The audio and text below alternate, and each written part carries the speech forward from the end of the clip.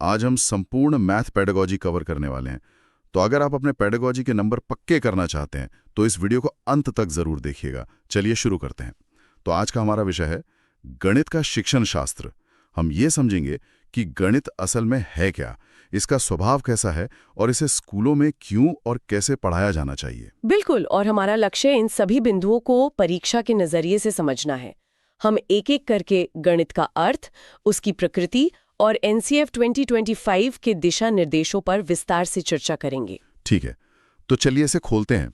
सबसे पहले ये मैथमेटिक्स शब्द आया कहाँ से, इसकी कहानी क्या है? इसकी उत्पत्ति प्राचीन ग्रीक शब्द मंथाइनेन से हुई है। मंथाइनेन? हाँ, मंथाइनेन, जिसका मतलब है सीखना, और एक और शब्द है टेक्ने, जिसका मतलब है कला या तकनीक। अच्छा, तो सीखना और कला।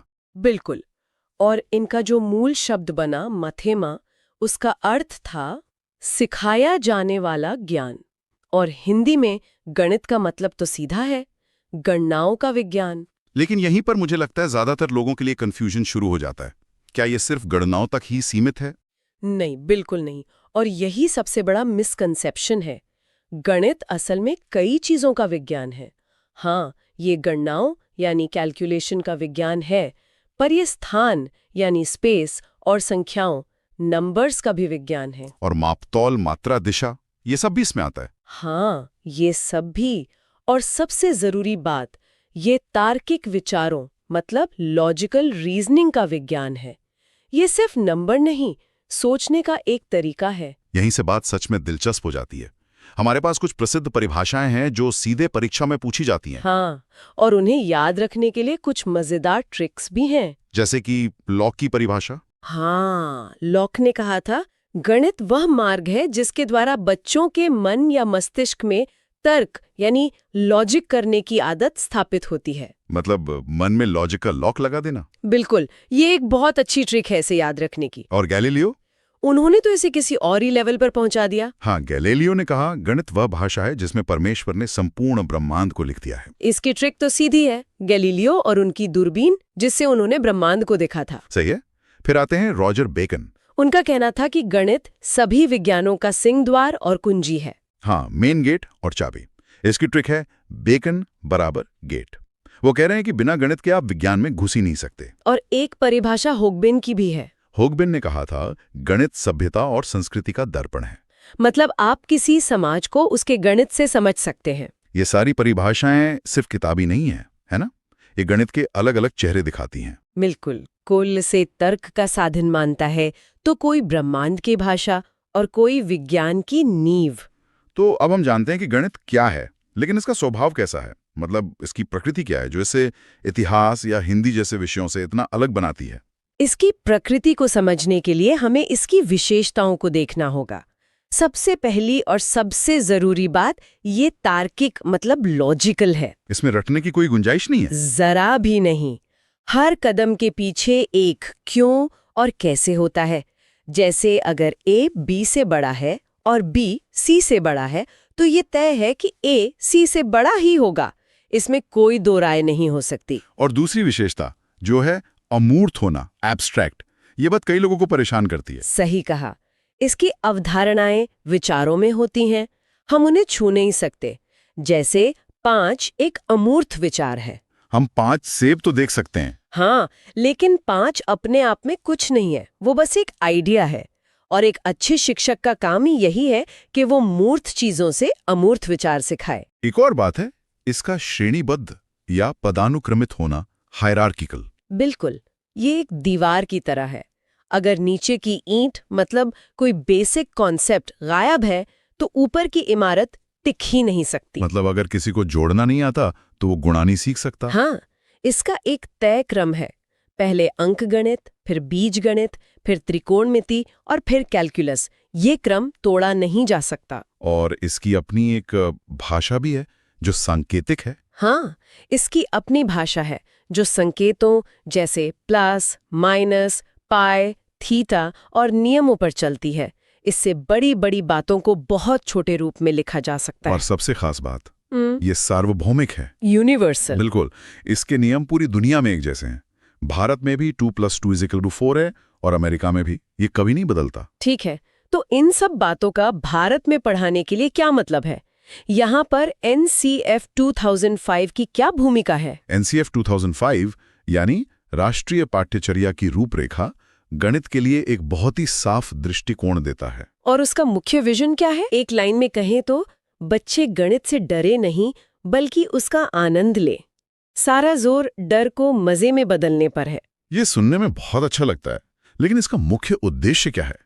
मैंने एक बहुत महत्वपूर्ण शब्द सुना है। हाँ, और वो शब्द है बच्चे की सोच का गणितीयकरण करना, मैथमेटाइजेशन ऑफ थॉट। गणितीकरण, इसका असल में मतलब क्या है? इसका मतलब है बच्चों को सिर्फ सवाल हल करना नहीं सिखाना, बल्कि उन्हें गणितीय ढंग से सोचना सिखाना, उन्हें समस्या को देखकर उसे गणित की नजर से देखने के लिए तैयार करना। हमारे पास जो स्रोत हैं वो उद्देश्यों को 2 भागों में बांटते हैं।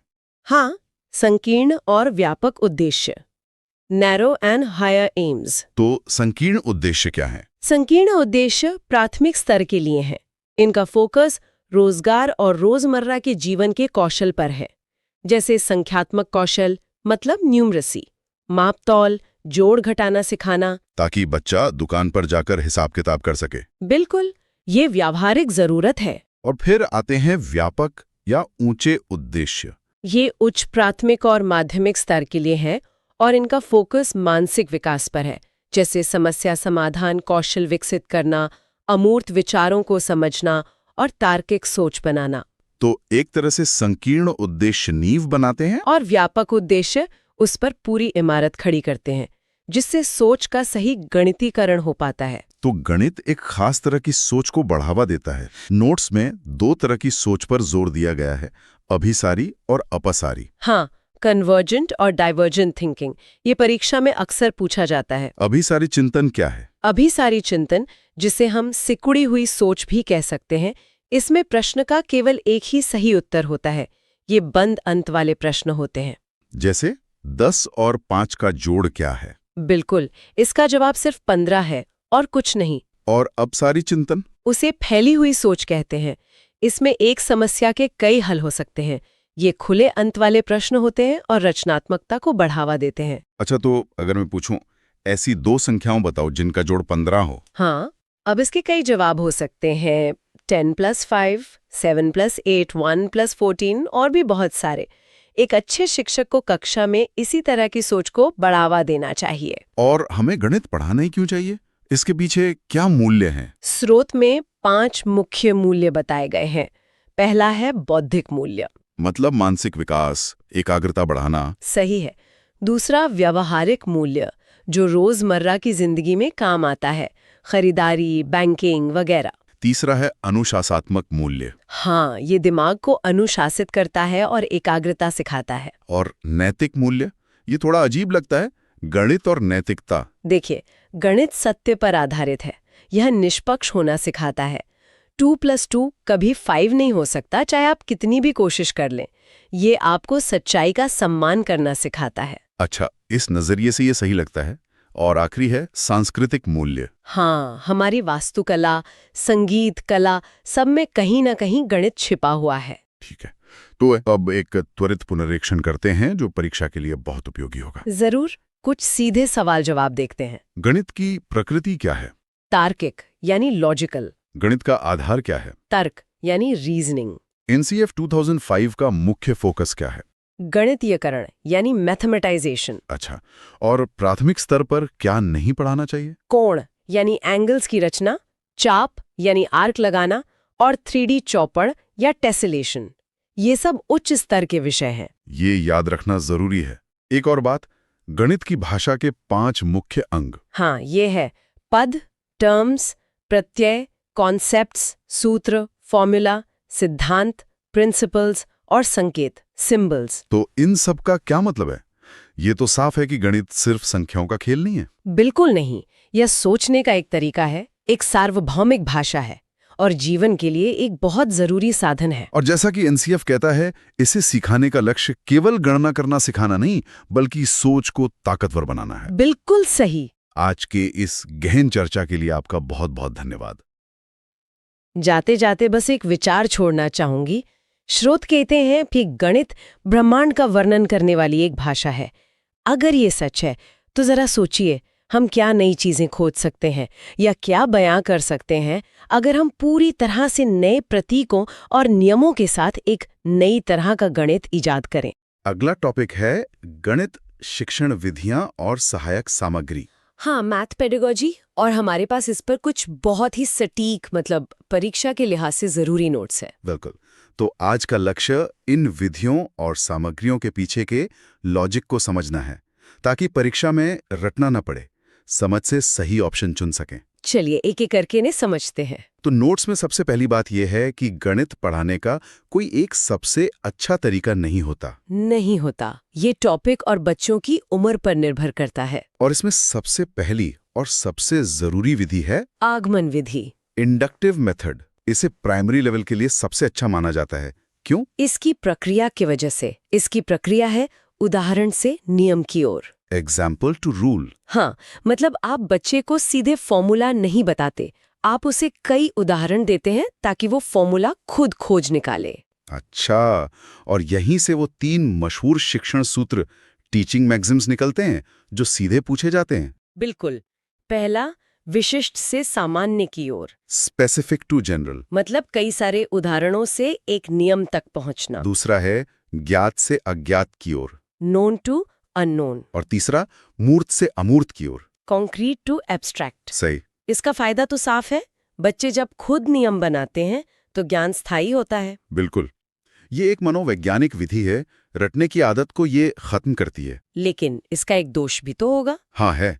ये एक धीमी विधि है, मतलब टाइम कंज्यूमिंग है, जिससे सिलेबस पूरा करने में थोड़ी मुश्किल हो सकती है। अच्छा, तो अब इसकी ठीक उल्टी विधि पर आते हैं, निगमन विधि। हाँ, डिडक्टिव मेथड। ये अपर प्राइमरी और उससे ऊंचे स्तर के लिए है। और इसकी प्रक्रिया है नियम से उदाहरण की ओर। Rule to example. बिल्कुल।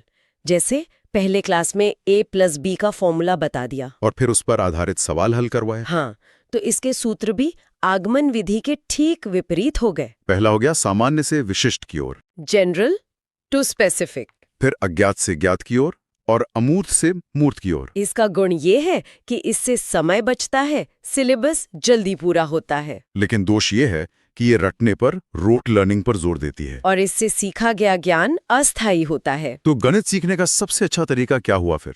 नोट्स में एक बहुत काम की बात लिखी है। हाँ, और वो ये है कि पहले आगमन विधि से नियम समझाएं और फिर निगमन विधि से उसका अभ्यास कराएं। बिल्कुल, यही सबसे बैलेंस तरीका है। ठीक है। अगली विधि है विश्लेषण विधि, एनालिसिस मेथड।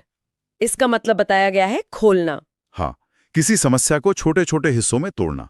इसकी प्रक्रिया अज्ञात से ज्ञात की ओर होती है और इसका सबसे अच्छा प्रयोग रेखा गणित में होता है। हाँ, ज्योमेट्री में प्रमेय या थ्योरम सिद्ध करने के लिए। जैसे ये सिद्ध करना कि त्रिभुज के तीनों कोणों का योग 180 डिग्री होता है। तो हम ये लेकर चलते हैं कि हमें क्या सिद्ध करना है जो कि अज्ञात है, और वहां से शुरू करके उस तक पहुंचते हैं जो हमें दिया गया है, यानी ज्ञात। बिल्कुल। और विश्लेषण का उल्टा है संश्लेषण विधि, सिंथेसिस मेथड, यानी जोड़ना।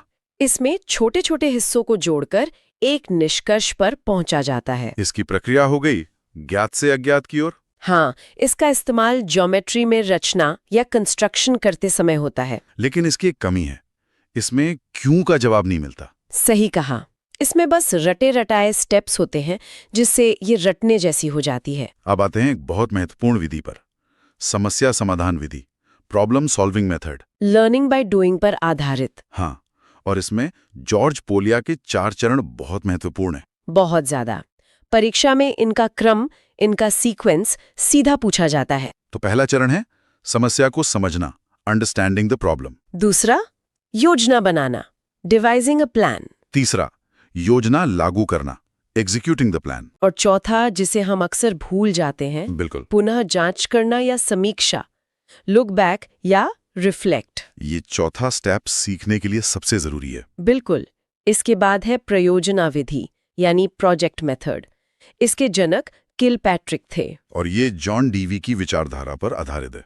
इसकी सबसे बड़ी पहचान है गणित को दैनिक जीवन से जोड़ना, जैसे अपने घर का बजट बनाना या स्कूल के बगीचे का क्षेत्रफल मापना, ये समूह में काम करना भी सिखाती है। और आखिरी विधि है ह्यूरिस्टिक विधि, खोज विधि। इसके जनक है H.E. आर्मस्ट्रॉन्ग। ह्यूरिस्टिक, ये शब्द कहाँ से आया? ह्यूरिस्को एक ग्रीक शब्द है। इसका मतलब है मैं खोजता हूँ। अच्छा, तो इस विधि में छात्र एक खोजकर्ता की तरह काम करता है। हाँ, अ डिस्कवरर, और शिक्षक केवल एक मार्गदर्शक होता है, अ गाइड। बहुत बढ़िया। अब बात करते हैं शिक्षण सहायक सामग्री की, TLM, जहां से अक्सर चित्र वाले प्रश्न आते हैं। हाँ, और सबसे पहले है गिनतारा यानी एबेकस। ये तो सबसे पुराना उपकरण है। बिल्कुल, इससे स्थानीय मान मतलब प्लेस वैल्यू बहुत अच्छे से सिखाया जाता है। जोड़ घटाव और संख्या पढ़ना लिखना भी। और एक खास बात, ये दृष्टिबाधित विजुअली इम्पेयर्ड बच्चों के लिए भी बहुत उपयोगी है। अगला है जियो बोर्ड। जियो बोर्ड, वो लकड़ी का बोर्ड जिस पर कीलें लगी होती हैं। और रबर बैंड का इस्तेमाल किया जाता है। हाँ, और ध्यान देने वाली बात यह है कि इसका उपयोग केवल 2D आकृतियां सिखाने के लिए होता है। जैसे आयत, वर्ग, त्रिभुज। इनसे परिमाप और क्षेत्रफल भी समझा सकते हैं, लेकिन 3D आकृतियां नहीं। अच्छा, ये एक इम्पोर्टेंट पॉइंट है। फिर आता है टैंग्राम, वो चीनी पहेली। हाँ, जिसमें 7 टुकड़े होते हैं, 5 त्रिभुज, 1 वर्ग और 1 समानांतर चतुर्भुज। इसका उपयोग किस लिए होता है? इसका उपयोग ज्यामितीय आकृतियों की पहचान करने और स्थानिक समझ यानी स्पेशल अंडरस्टैंडिंग विकसित करने में होता है। मतलब ये देखना कि कौन सा टुकड़ा कहाँ फिट होगा। बिल्कुल, ये एक तरह की दिमागी कसरत है। डॉट पेपर या ग्राफ पेपर का इस्तेमाल सममिति और परावर्तन, मतलब सिमेट्री और रिफ्लेक्शन सिखाने के लिए होता है। और ग्राफ पेपर का एक बहुत खास इस्तेमाल है दशमलव संख्याओं का गुणा सिखाने के लिए। डेसिमल मल्टीप्लिकेशन, वो कैसे? जैसे 0.2 गुणा 0.3 को चित्र द्वारा दिखाना। आप एक 10 गुणा 10 के ग्रेड पर इसे दिखाकर यह साबित कर सकते हैं कि जवाब 0.06 क्यों है। अच्छा, तो ये एब्स्ट्रैक्ट कॉन्सेप्ट को कॉन्क्रीट बना देता है। एग्जैक्टली। इसके बाद है चौपड़ या टाइलिंग, टेसेलेशन, मतलब आकृतियों को ऐसे जोड़ना कि बीच में कोई जगह ना बचे, जैसे फर्श की टाइल्स। और आखिर में है डाइन्स ब्लॉक। डाइन्स ब्लॉक्स, इनका उपयोग भी स्थानीय मान, जोड़, घटाव, गुणा, भाग, मतलब बुनियादी गणितीय संक्रियाएं सिखाने के लिए किया जाता है। हाँ, ये एबेकस का एक 3D वर्जन जैसा है। बहुत अच्छे। तो अब कुछ स्मार्ट टिप्स जो परीक्षा में सही विकल्प चुनने में मदद करेंगे। हाँ, कुछ पॉजिटिव कीवर्ड्स हैं जिन्हें हमेशा प्राथमिकता देनी चाहिए। ये शब्द हैं करके सीखना, वास्तविक जीवन से जोड़ना, खोज करना। समूह चर्चा और खुला अंत वाले प्रश्न, ओपन एंडेड। और कुछ नेगेटिव कीवर्ड्स भी हैं जिनसे बचना चाहिए। ये है रटना या रोट लर्निंग, बहुत सारे अभ्यास जिसे ड्रिल कहते हैं, केवल सूत्र का प्रयोग, और बच्चों को होशियार या कमजोर में वर्गीकृत करना। यहाँ एक सवाल है, बहुत सारे अभ्यास नेगेटिव क्यों हैं? प्रैक्टिस तो जरूरी है। सवाल बहुत अच्छा है। जब अभ्यास बिना समझे सिर्फ दोहराव के लिए किया जाता है तो उसे ड्रिल कहते हैं, और NCF इसे रटने के बराबर मानता है। इसलिए ये एक नेगेटिव कीवर्ड है। समझ गया, मतलब समझ पर जोर देना ज्यादा पॉजिटिव है। बिल्कुल। तो आज हमने गणित सिखाने की मुख्य विधियों और सहायक सामग्रियों को समझा। आगमन और निगमन का अंतर, विश्लेषण और संश्लेषण का संबंध, और जियोबोर्ड व टेनग्राम जैसे उपकरणों का सही उपयोग, ये सब परीक्षा के लिए बहुत महत्वपूर्ण है। अंत में सोचने के लिए एक विचार छोड़ते हैं। हाँ, हमने जॉर्ज पॉलिया की समस्या समाधान विधि के 4 चरण देखे। समझना, योजना बनाना, लागू करना और समीक्षा करना। क्या इन 4 चरणों का उपयोग गणित के सवालों के अलावा प्रतियोगी परीक्षाओं की तैयारी की समस्या को हल करने के लिए भी किया जा सकता है? ये एक बहुत दिलचस्प सवाल है। सोचकर देखिए। पहला चरण, सिलेबस को समझना। दूसरा, एक स्टडी प्लान बनाना। तीसरा, उस प्लान पर अमल करना। और चौथा, मॉक टेस्ट के जरिए अपनी तैयारी की समीक्षा करना। शायद सफलता का फॉर्मूला भी इसी गणितीय विधि में ही छिपा है। अगला टॉपिक है गणित की पेडागॉजी, और आज के स्रोतों में हम 3 खास हिस्सों पर गौर करेंगे: मूल्यांकन, गलतियों का विश्लेषण और उपचारात्मक शिक्षण। हाँ, और आज की चर्चा का जो मिशन है वो असल में ये समझना है कि एक टीचर कैसे पता लगाता है कि बच्चे ने कितना सीखा है, वो गलतियां कहाँ कर रहा है, और फिर उन गलतियों को मतलब सुधारा कैसे जाए। हाँ, ये सिर्फ थ्योरी नहीं है, बल्कि एक अच्छी टीचिंग का आधार है, खासकर गणित जैसे विषय में जहाँ हर कॉन्सेप्ट एक दूसरे से जुड़ा होता है। बिल्कुल, अगर एक भी कॉन्सेप्ट हिला हुआ हो तो आगे की पूरी इमारत डगमगा जाती है। तो यहीं से शुरू करते हैं। स्कूलों में आजकल एक शब्द बहुत सुनने को मिलता है, CCE, यानी सतत और व्यापक मूल्यांकन।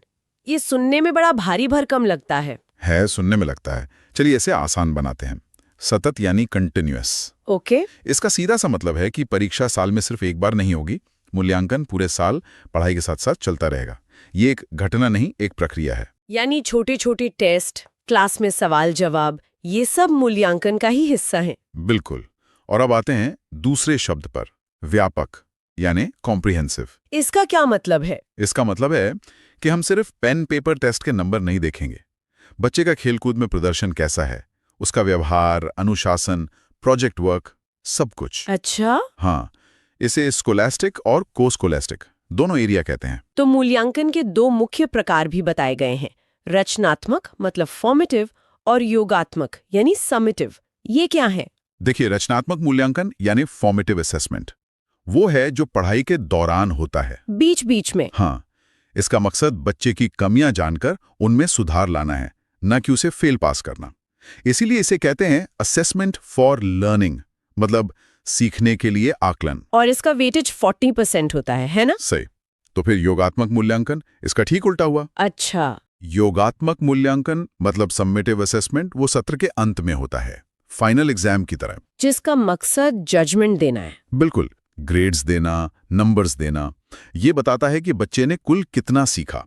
इसीलिए इसे असेसमेंट ऑफ लर्निंग कहते हैं, यानी सीखने का आकलन। और इसका वेटेज ज्यादा है, 60%। हाँ, ये जो सुधार वाली बात है, हमारे नोट्स में इस हिस्से को सबसे जरूरी बताया गया है, जिसमें टीचर को एक डॉक्टर की तरह बताया गया है। ये क्या मतलब हुआ? ये बहुत ही सटीक एनालॉजी है। इसका एक तय क्रम है, एक सीक्वेंस। पहला कदम है निदानात्मक परीक्षण, यानी डायग्नोस्टिक टेस्टिंग। डायग्नोस्टिक जैसे मेडिकल टेस्ट होते हैं। वही, निदान का मतलब ही है समस्या के कारण का पता लगाना।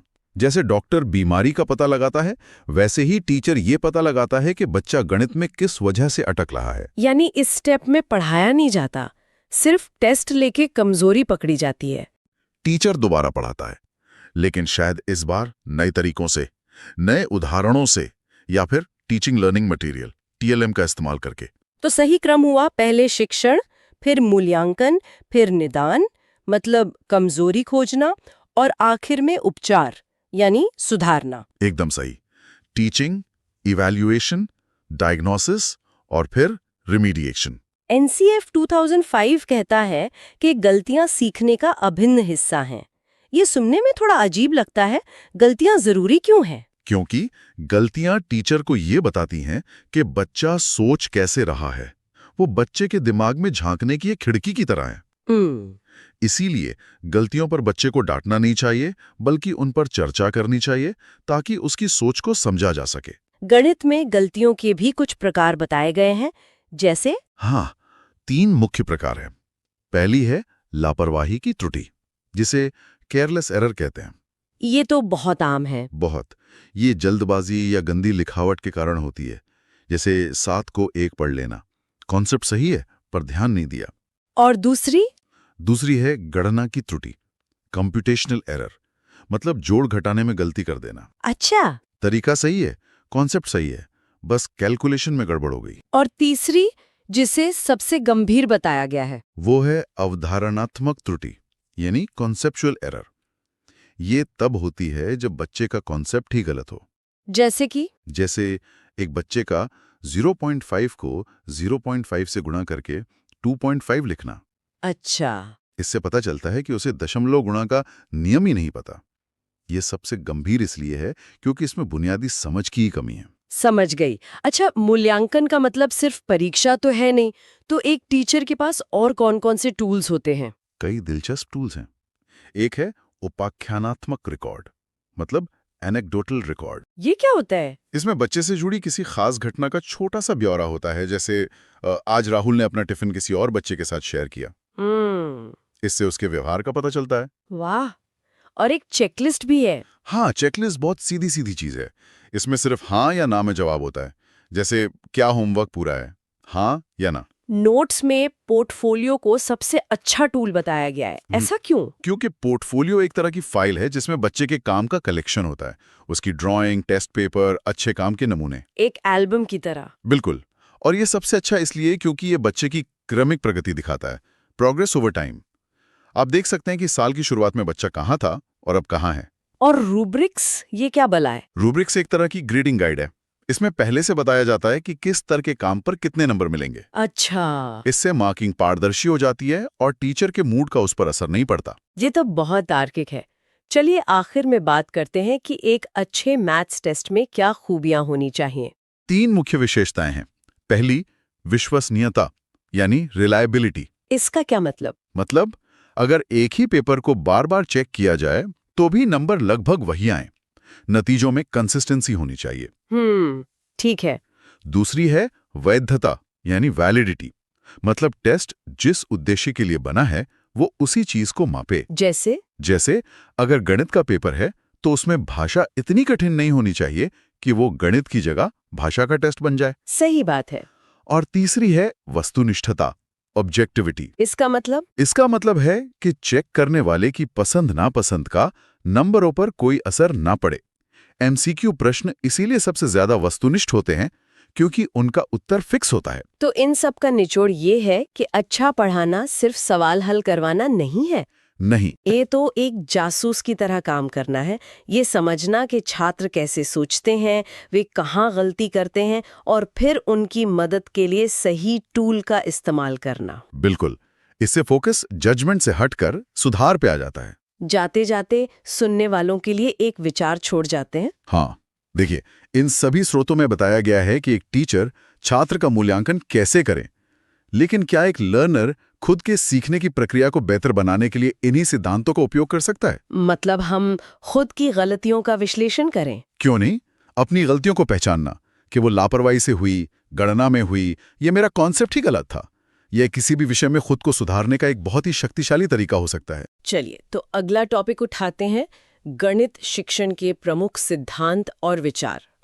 आज की इस गहरी चर्चा में हम ये समझने की कोशिश करेंगे कि बच्चों का दिमाग असल में गणित को सीखता कैसे है। और ये भी कि बहुत से लोगों को इससे डर क्यों लगता है। हाँ बिल्कुल, हमारे पास जो सामग्री है वो प्रतियोगी परीक्षाओं के लिए बनाए गए बेहतरीन नोट्स की तरह है। तो हमारा मिशन है वैन हिले, पियाजे, वाइगोत्स्की जैसे बड़े नामों के विचारों को समझना। और ये भी देखेंगे कि ये क्लासरूम में काम कैसे करते हैं। चलिए तो फिर शुरुआत करते हैं ज्यामिति से।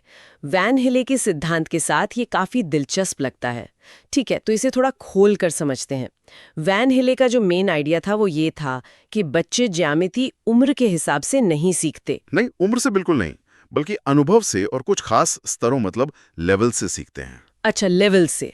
और कुल 5 लेवल्स हैं ना, लेवल 0 से लेकर 4 तक। जी बिल्कुल। लेवल 0 से शुरू करते हैं, जिसे कहते हैं चाक्षुकीकरण, विजुअलाइजेशन। ओके। इस लेवल पर बच्चा आकृतियों को सिर्फ उनकी बनावट, उनकी दिखावट से पहचानता है। मतलब उनकी गुणों या प्रॉपर्टीज से कोई लेना देना नहीं। कोई लेना देना नहीं, बस पूरी शक्ल कैसी दिख रही है। अच्छा, जैसे वो उदाहरण है कि बच्चा समोसे को देखकर बोलता है ये त्रिभुज है। हाँ, या बिस्किट को देखकर ये गोला है। वो उसकी भुजाएं या कोण नहीं गिन रहा है, बस जो दिखा वो बोल दिया। एकदम। ये दिखावट के आधार पर पहचानना है, और ये सीखने का पहला बहुत जरूरी स्टेप है। तो फिर अगले लेवल पे कैसे जाते हैं? जब बच्चा गुणों पर, प्रॉपर्टीज पर ध्यान देना शुरू करता है। वहीं से लेवल 1 आता है, विश्लेषण, एनालिसिस। ठीक है। अब बच्चा सिर्फ ये नहीं कहता कि ये वर्ग है, बल्कि ये भी बताता है कि इसकी चारों भुजाएं बराबर होती हैं। वो अब आकृति के अंदर झांक रहा है। हाँ, लेकिन इस स्तर पर एक कमी है, एक बहुत बड़ी कमी। क्या? वो आकृतियों के बीच में कोई रिश्ता, कोई संबंध नहीं बना पाता। मतलब उसे ये तो पता है कि वर्ग क्या है और आयत क्या है, पर उसे ये नहीं पता कि हर वर्ग असल में एक आयत भी होता है। अच्छा, उसके लिए वो 2 अलग-अलग चीजें हैं। यहाँ से तो ये और भी दिलचस्प हो गया। तो लेवल 2 क्या है? लेवल 2 है अनौपचारिक निगमन, इनफॉर्मल डिडक्शन। जी। इसी लेवल पर आकर बच्चा आकृतियों के बीच संबंध बनाना शुरू करता है। वो तर्क करने लगता है। जैसे कि अगर आयत की ये प्रॉपर्टी है और वर्ग में भी वो सारी हैं, तो हर वर्ग एक आयत है। बिल्कुल, ये एक बहुत बड़ा मेंटल जंप है। और ज्यादातर प्राइमरी और अपर प्राइमरी के बच्चे इसी स्तर तक पहुंचते हैं। और लेवल 3 और 4? वो तो फिर हाई स्कूल लेवल के होंगे। हाँ, लेवल 3 है औपचारिक निगमन यानी फॉर्मल डिडक्शन। ये हाई स्कूल में आता है। इसमें बच्चा प्रमेयों को मतलब थ्योरम्स को सिद्ध करना सीखता है। अच्छा, वो प्रूव्स लिखना। जी। और लेवल 4 है? दृढ़ता या रिगर। ये तो कॉलेज या यूनिवर्सिटी का स्तर है। ये तो ज्यामिति सीखने का एक पूरा रोड मैप हो गया। लेकिन अब आते हैं जीन प्याजे पर। उनका विचार वैन हेले से काफी अलग है ना? हाँ, बिल्कुल अलग है। प्याजे का मानना था कि बच्चे का मानसिक विकास पहले होता है और सीखना उसके बाद आता है। मतलब आप बच्चे को कुछ भी नहीं सिखा सकते जब तक उसका दिमाग उसके लिए तैयार ना हो। एकदम। और गणित के लिए उनकी 3 बातें बहुत जरूरी हैं। सबसे जरूरी है संरक्षण, कंजर्वेशन। संरक्षण, इसका मतलब क्या हुआ? इसका मतलब है ये समझना कि किसी चीज की मात्रा वही रहती है, भले ही उसका आकार या बर्तन बदल दिया जाए। अच्छा, वो लंबा ग्लास और चौड़े ग्लास वाला हाँ, उदाहरण। बिल्कुल वही। पूर्व संक्रियात्मक अवस्था में, मतलब 2 से 7 साल का बच्चा ये नहीं समझता। उसे लगता है कि लंबे ग्लास में ज्यादा पानी है। हाँ, क्योंकि पानी का लेवल ऊंचा दिखता है। ये समझ मूर्त संक्रियात्मक अवस्था में, यानी 7 से 11 साल में आती है। तो जब तक ये समझ नहीं आएगी तब तक वो जोड़ घटाना भी ठीक से नहीं समझ पाएगा। मुश्किल होगी। इसके अलावा 2 और चीजें हैं। समानुपातिक तर्क, मतलब प्रोपोर्शनल रीजनिंग, जो 11 साल के बाद आता है, और संख्या और क्रम। प्याजे का तो ये तक कहना था कि संख्याएं सिखाई नहीं जा सकती, बच्चा उन्हें तार्किक रूप से खुद बनाता है। अब एक और बड़ा नाम, वाइगॉत्स्की। इनकी बात तो प्याजे से एकदम उल्टी है। बिल्कुल 180 डिग्री। वाइगॉत्स्की कहते हैं सीखना पहले होता है, विकास बाद में। और इसमें समाज का बहुत बड़ा रोल है। हाँ, यही सबसे दिलचस्प बात है। उनका पहला कॉन्सेप्ट है सामाजिक रचनावाद, सोशल कंस्ट्रक्टिविज्म। बच्चा अकेले नहीं सीखता, वो समाज और दोस्तों के साथ बातचीत करके गणित सीखता है। इसीलिए क्लास में ग्रुप डिस्कशन और पीयर लर्निंग को इतना जरूरी माना जाता है। बिल्कुल, जब भी ये शब्द दिखें तो समझिए बात वाइगॉत्स्की की हो रही है। उनका दूसरा कॉन्सेप्ट है ZPD। Zone of proximal development. हाँ, समीपस्थ विकास का क्षेत्र। ये वो दायरा है जहां बच्चा शिक्षक या किसी दोस्त की मदद से कुछ सीख सकता है पर अकेले नहीं कर सकता। और ये जो मदद दी जाती है, अस्थायी मदद, उसे ही स्कैफोल्डिंग कहते हैं। हाँ, स्कैफोल्डिंग। जैसे कोई हिंट दे देना या सवाल का आधा हिस्सा हल कर देना। एकदम सही, ये अस्थायी मदद ही है। तो अब इन सब थ्योरीज का क्लासरूम में क्या मतलब है? मान लो कोई बच्चा इबारती सवालों मतलब वर्ड प्रॉब्लम्स में गलती करता है, तो क्यों करता है? इस पे न्यूमन ने बहुत अच्छा काम किया है, उनका त्रुटि विश्लेषण। अच्छा। उन्होंने बताया कि बच्चे वर्ड प्रॉब्लम्स को हल करने में 5 स्टेप्स में गलती कर सकते हैं, और ये क्रम याद रखना बहुत जरूरी है। ठीक है, तो पहला स्टेप क्या है? पहला स्टेप है समस्या को पढ़ना। हो सकता है वो सवाल पढ़ ही ना पा रहा हो। सही बात है। दूसरा है समस्या को समझना। पढ़ लिया पर मतलब समझ नहीं आया। अच्छा। तीसरा, और जहां सबसे ज्यादा गलतियां होती हैं, वो है गणितीय रूप में बदलना, ट्रांसफॉर्मेशन। मतलब शब्दों को प्लस माइनस मल्टीप्लाई में बदलना। हाँ, यही बच्चे अटकते हैं। चौथा है प्रक्रिया करना, मतलब असल में कैलकुलेशन करना। और पांचवा है उत्तर को लिखना, मतलब सही यूनिट के साथ। 25 मीटर की जगह 25 सेंटीमीटर लिख दिया तो भी गलत। तो अब आखिरी सवाल, हम गणित सिखाते ही क्यों हैं? इसका सबसे ऊंचा लक्ष्य क्या है? इसका जवाब हमें ब्लूम की टैक्सोनॉमी से मिलता है। ये एक सीढ़ी की तरह है जिसके 6 स्तर हैं। नीचे से ऊपर की ओर। हाँ, नीचे से ऊपर। सबसे निचला स्तर है याद रखना, रिमेंबरिंग, मतलब सूत्र रट लेना। बस रट लेना। फिर आता है समझना, अंडरस्टैंडिंग। फिर लागू करना, अप्लाइंग। इसके बाद है विश्लेषण करना, एनालाइजिंग। और फिर मूल्यांकन करना, इवैल्यूएटिंग। और सबसे ऊंचा स्तर, सबसे ऊपर क्या है? सबसे ऊंचा स्तर है रचना करना, क्रिएटिंग। क्रिएटिंग मतलब कोई नया तरीका, कोई नया नियम या कोई नया सवाल बनाना, ज्ञान का निर्माता बनना। चलिए, तो अब जल्दी से कुछ स्मार्ट ट्रिक्स या कीवर्ड्स देख लेते हैं जो परीक्षा में काम आ सकते हैं। जरूर। अगर परीक्षा के प्रश्न में दिखावट या बनावट जैसा शब्द आए तो उत्तर होगा वैन हिले लेवल 0। और अगर गुणों या प्रॉपर्टीज की बात हो तो लेवल 1। अच्छा, और वो लंबा वर्सेस चौड़ा ग्लास वाला उदाहरण? वो है प्याजे का संरक्षण। और सहपाठी शिक्षण या पीयर लर्निंग? वो हमेशा वाइगॉत्स्की से जुड़ा है। एक और चीज, खुले अंत वाले प्रश्न या ओपन एंडेड क्वेश्चंस। वो अब सारी चिंतन यानी डाइवर्जेंट थिंकिंग को बढ़ावा देते हैं। तो आज की चर्चा से ये तो साफ है कि ये सिद्धांत हमें गणितीय सोच के विकास का एक पूरा खाका देते हैं। हाँ, समोसे को त्रिभुज पहचानने से लेकर नए प्रमेय बनाने तक का सफर। बिल्कुल। इन सभी सिद्धांतों में एक बात कॉमन है, वो ये कि सीखना एक प्रक्रिया है, सिर्फ एक परिणाम नहीं। सोचने वाली बात यह है कि क्या हमारी आज की परीक्षा प्रणाली इस प्रक्रिया पर ध्यान देती है या सिर्फ अंतिम उत्तर पर? ये एक बड़ा सवाल है। आज की इस चर्चा में हम उन्हीं सबसे जरूरी टॉपिक्स को डिकोड करेंगे जो हर साल पूछे जाते हैं। तो अपनी नोटबुक और पेन तैयार रखिए, क्योंकि ये चर्चा आपकी तैयारी बदल सकती है। चलिए शुरू करते हैं। तो हमारे सामने सीटेट मैथ्स पेडागोजी से जुड़े कई नोट्स हैं और हमारा मिशन है इसमें से वो बातें निकालना जो परीक्षा में सबसे ज्यादा मदद करें। तो शुरुआत कहाँ से करें? मुझे लगता है सबसे पहले ये समझना होगा कि एक बच्चा जब ज्यामिति की दुनिया में कदम रखता है तो उसके दिमाग में आखिर चलता क्या है। ये एक बेहतरीन शुरुआती बिंदु है और इसके लिए वैन ही का सिद्धांत सबसे जरूरी है। ये असल में एक नक्शा है जो दिखाता है कि ज्यामिति को लेकर एक बच्चे की सोच कैसे विकसित होती है। इसमें 5 लेवल हैं, लेवल 0 से लेवल 4 तक। लेवल 0 मतलब शुरुआत एकदम शून्य से? बिल्कुल। लेवल 0 है चाक्षुषीकरण, मतलब विजुअलाइजेशन। इस लेवल पर बच्चा आकृतियों को सिर्फ उनकी शक्ल, उनकी दिखावट से पहचानता है। अच्छा, जैसे एक छोटा बच्चा समोसे को देखकर कहता है, देखो ये त्रिभुज है, या अपनी रोटी को गोल कहता है। क्या यही है वो? एकदम सटीक। वो ये नहीं जानता कि त्रिभुज में 3 भुजाएं होती हैं, वो सिर्फ आकार की बनावट से पहचान रहा है। ठीक है, ये तो हुई पहली झलक। लेकिन यहां से बात थोड़ी और दिलचस्प होती है। जब बच्चा इस दिखावट से आगे बढ़ता है तो वो आता है लेवल 1 विश्लेषण पर। यहाँ वो गुणों को पहचानने लगता है ना? हाँ, लेवल 1 पर बच्चा आकृतियों की गुण समझना शुरू कर देता है। उसे पता होता है कि एक वर्ग की 4 भुजाएं बराबर होती हैं। एक मिनट, यहाँ पर मुझे एक बात थोड़ी अजीब लगती है। मतलब इस लेवल पर एक बच्चा वर्ग के गुण जानता है, आयत के भी गुण जानता है, लेकिन वो ये नहीं समझ पाता कि एक वर्ग भी एक तरह का आयत ही है। यही इस मॉडल का सबसे दिलचस्प हिस्सा है।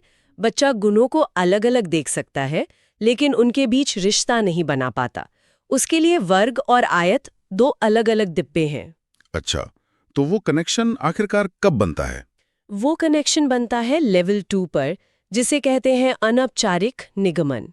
और यहीं से सीटेट का सबसे पसंदीदा सवाल आता है। क्या सवाल? यही कि बच्चा कब ये समझने लगता है कि सभी वर्ग आयत होते हैं। ये लॉजिक इसी लेवल 2 पर विकसित होता है। समझ गया। तो लेवल 0 में सिर्फ दिखावट, लेवल 1 में गुणों की पहचान और लेवल 2 में संबंध बनाना। तो प्राइमरी टीचर के लिए यही 3 लेवल सबसे जरूरी हुए। बिल्कुल। प्राइमरी स्तर के लिए लेवल 0, 1 और 2 ही सबसे महत्वपूर्ण है। लेवल 3 में प्रमेय सिद्ध करना आता है और लेवल 4 तो कॉलेज स्तर की बात है। ठीक है, तो अब हम ये समझ गए हैं कि बच्चे सोचते कैसे हैं, पर सवाल ये है कि उन्हें सिखाया कैसे जाए। यहीं पर टीचिंग टूल्स यानी TLMs की बात आती है। हाँ, और इन सब का एक ही मूल सिद्धांत है, गणित के अमूर्त विचारों को ठोस चीजों से सिखाना जिसे बच्चा छू सके, देख सके। तो चलिए सबसे बेसिक टूल से शुरू करते हैं, गिनतारा। मैं तो समझता था ये सिर्फ गिनती के लिए है। ये एक आम कंफ्यूजन है। गिनती और जोड़ घटाव तो इसके साइड बेनिफिट हैं। इसका सबसे जरूरी उपयोग है स्थानीय मान यानी प्लेस वैल्यू को समझाना। अच्छा, वो कैसे? गिनतारा दिखाता है कि दहाई वाली छड़ का 1 मोती इकाई वाली छड़ के 10 मोतियों के बराबर है। ये उस अमूर्त विचार को ठोस रूप देता है। और ये दृष्टिबाधित बच्चों के लिए भी बहुत उपयोगी है। अब आते हैं जियो बोर्ड पर, कीलों वाला बोर्ड। इससे 3D आकृतियां सिखा सकते हैं क्या? नहीं, ये एक बहुत बड़ा भ्रम है। जियो बोर्ड का इस्तेमाल सिर्फ और सिर्फ 2D आकृतियों के लिए होता है, जैसे त्रिभुज, वर्ग। क्यों? क्योंकि ये एक समतल सतह है। इस पर आप घन या गोले की गहराई या आयतन नहीं दिखा सकते। इससे बच्चे किनारे और कोने गिनना सीखते हैं। ओके, तो 2D के लिए जियो बोर्ड, फिर डीन्स ब्लॉक्स का क्या काम है? ये भी तो स्थानीय मान सिखाते हैं। डीन्स ब्लॉक्स एक कदम आगे हैं। इनसे बच्चे जोड़, घटाव, गुणा, भाग को अपनी आंखों से देख सकते हैं। वो हासिल लेने का कॉन्सेप्ट रटते नहीं, समझते हैं। और हाँ, इनसे दशमलव भी सिखाया जा सकता है। ठीक है।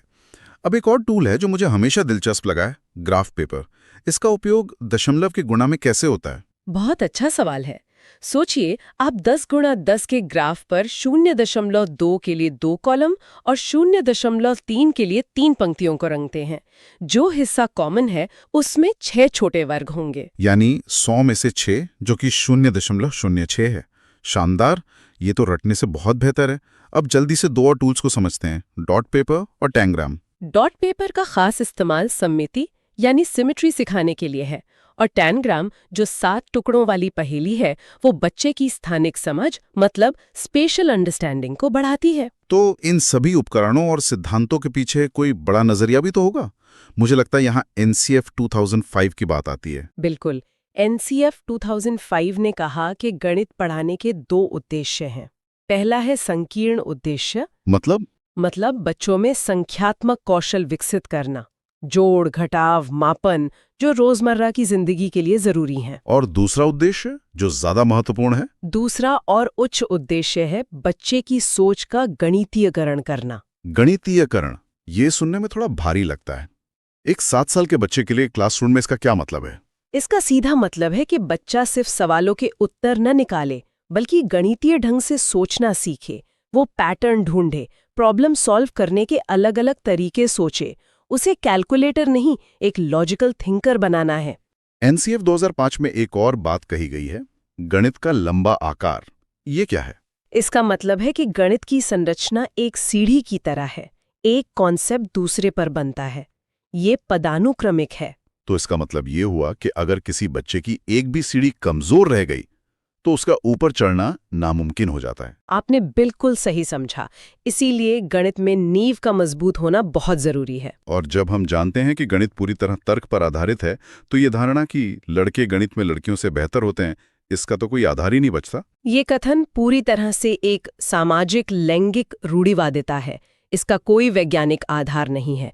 गणित की क्षमता का जेंडर से कोई लेना देना नहीं है। ठीक है, तो हमने फिलॉसफी समझ ली। अब क्लासरूम की असलियत पर आते हैं। 2 शिक्षण विधियां हैं, आगमन और निगमन। इन्हें याद रखने का सबसे आसान तरीका क्या है? आगमन विधि में आ का मतलब है आना, यानी हम उदाहरणों से नियम पर आते हैं। ये उदाहरण से नियम की ओर जाती है? हाँ, ये खोज करने को प्रोत्साहित करती है और छोटी कक्षाओं के लिए सबसे अच्छी है। और निगमन? ठीक, इसका उल्टा हुआ। सही। निगमन विधि में नी का मतलब है नियम। ये नियम से उदाहरण की ओर जाती है। शिक्षक पहले फॉर्मूला बताता है, फिर सवाल हल करवाता है।